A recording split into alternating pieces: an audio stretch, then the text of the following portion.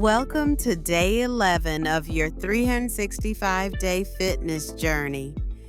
Today, we're focusing on perfecting the barbell deadlift technique. Start with your feet hip-width apart, toes slightly turned out for stability. Grip the bar just outside your legs, firm hands, shoulders aligned over the bar. Maintain a neutral spine, chest up, and core engaged throughout the lift. As you hinge at your hips, push the floor away through your heels. Keep the bar close to your shins, almost grazing them as you lift.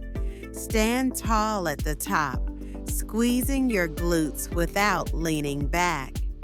Lower the bar with control. Hips back first to protect your back. Remember, perfecting your posture is key, one fix at a time.